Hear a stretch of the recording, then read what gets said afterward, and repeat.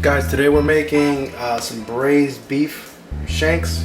I'm gonna do this in a non-alcoholic recipe, so it's gonna be a little bit different from some of the other recipes you might have seen online. They use wine right here.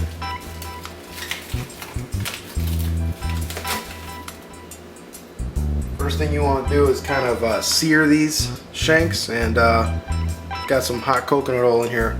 Just gonna drop them in. And season them with a little salt and pepper on both sides.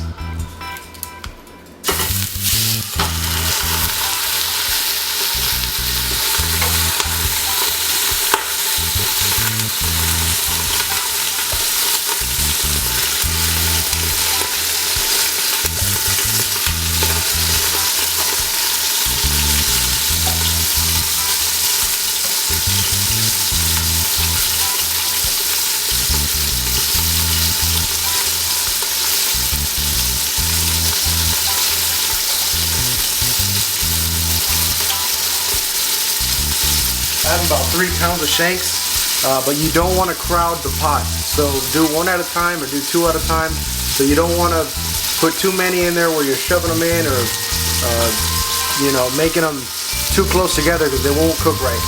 So I've already flipped it, and you want it to have that nice solid crust around the whole thing on one side.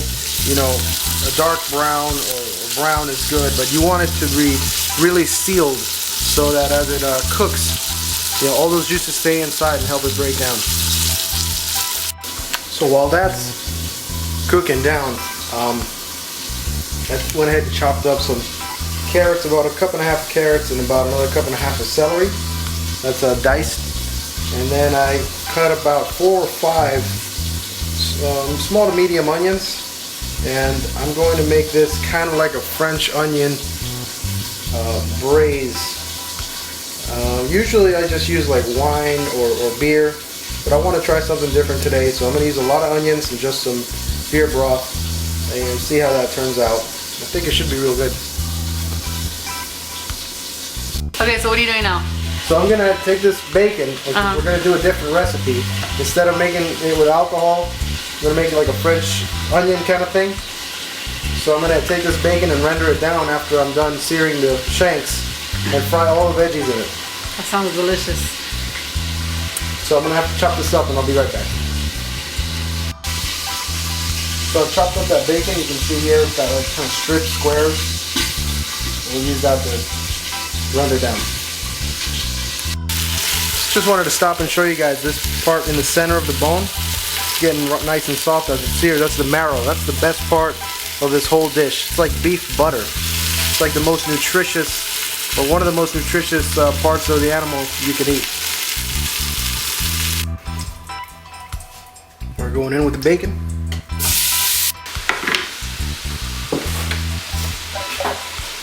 A little salt and pepper.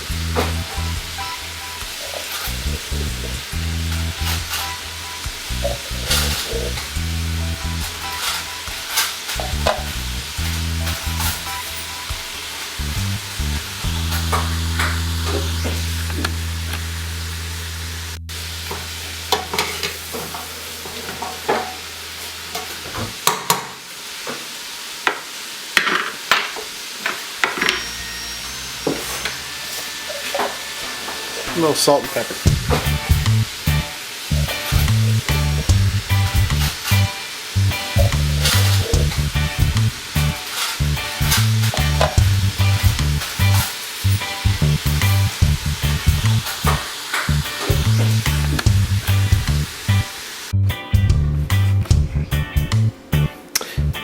So I want to show you what this is looking like. It's been about, that's at 122. I started at about 3.5 hours, so it's been about 2 hours. My math is terrible. But here's what it's starting to look like.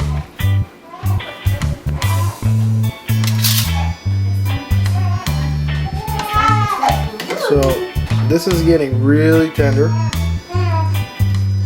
Just trying to videotape and stir. It's hard here. But you can see how that's already like breaking apart just by touching it. We've got one of these marrow bones in here somewhere. So you'll see how that's starting to break down the marrow, and that's my favorite part of the whole dish. So once that's all cooked down, I'll take those out so they don't kind of like melt away, because they'll just disappear in here.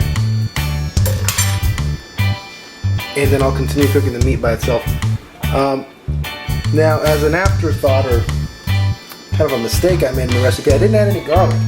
So I was looking around and I've got some shallots here. And what I'm gonna do is add them in, maybe 2 or 3 shallots. I would say maybe 10 to 15 minutes before it's finished. And shallots have like a garlicky onion flavor, and that's gonna kind of give me some of that garlic flavor that I didn't add in the beginning. So I'm gonna go ahead and put this back on, and I'll see you guys when it's done.